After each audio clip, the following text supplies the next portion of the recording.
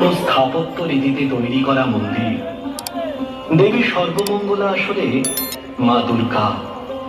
এখানে ও গুগলি থেঁতো করে মাংস বের করে নিয়ে বাকি অংশ গুঁড়ো করে চুন ভাটিতে বিক্রয় করত।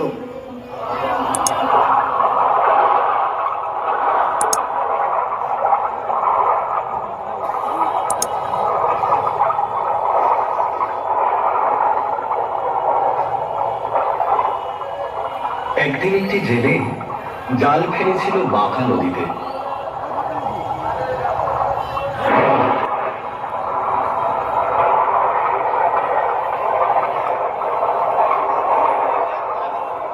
কিছুক্ষণ পর জাল টানতেই উঠে এলো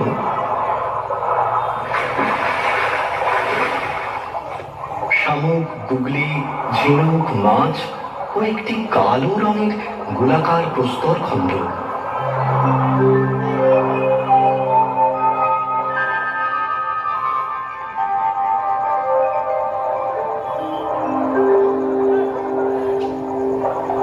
জেলেটি ওই পাথরের উপর রেখে শামুক, ঝিনুক ও গুগলি ভাঙতে শুরু করে।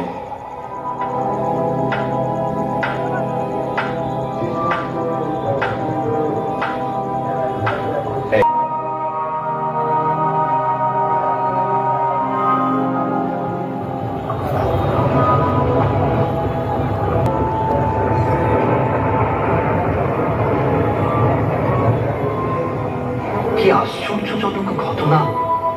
কালো শিলামূর্তিটির গায়ে আগুন লাগছে না, কারণ তিনি তো আসলে সকলের মা সর্বমঙ্গলা।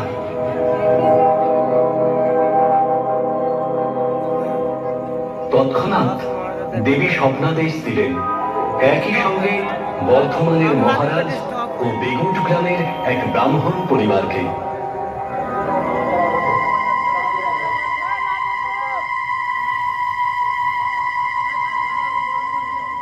গভীর নিদ্রায় আচ্ছন্ন সকলে। এমন সময় দেবীর স্বপ্নাদেশ। আমি চুন ভাটির আগুনে জ্বলে যাচ্ছি, আমার সর্বাঙ্গ পুড়ে যাচ্ছে, আমাকে উদ্ধার কর, আমাকে মন্দিরে প্রতিষ্ঠা কর।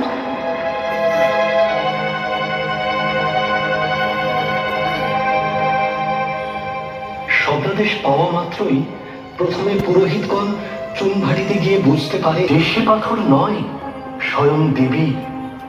সঙ্গে সঙ্গে তারা ওই পাথরটিকে সযত্নে নিয়ে চলে যান তাঁদের গ্রামে।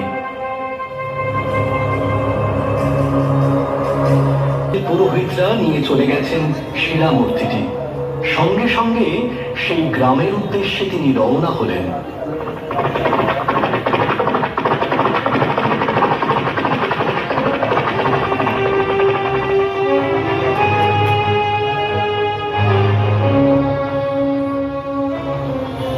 মহারাজ, কি উদ্দেশ্যে আপনার আগমন?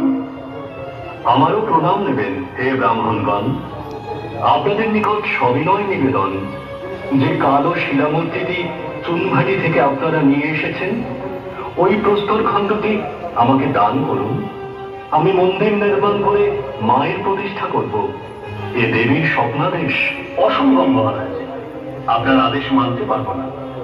দেবী আমাদের স্বপ্নাদেশ দিয়েছেন, সেই মতো চুনভাটি থেকে সযত্নে দেবীকে নিয়ে এসেছি।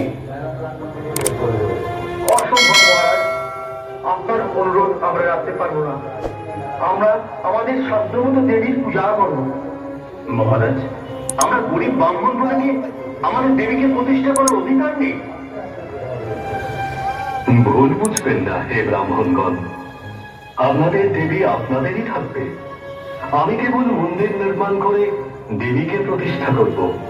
দেবীর পূজা অর্চনা ও সকল দায়িত্ব আপনাদের হস্তে আমি প্রেরণ করতে চাই, এ আমার অনুরোধ। মহারাজ, আপনার অনুরোধ ও আদেশ মেনে দেবীর সকল দায়িত্বভার আমরা পালন করব। জয় মা সর্বমঙ্গলা জয়, জয় মা সর্বমঙ্গলা জয়, জয় মা সর্বমঙ্গলা জয়, জয় মা সর্বমঙ্গলা জয়। বিখ্যাত মা সর্বমঙ্গলে বর্ধমানের মহাপীঠস্থান মা সর্বমঙ্গলার চরণে জানাই শত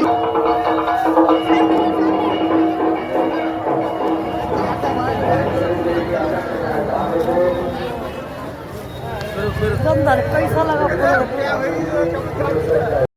फॉलो के बाद में डाल देवे पॉकेट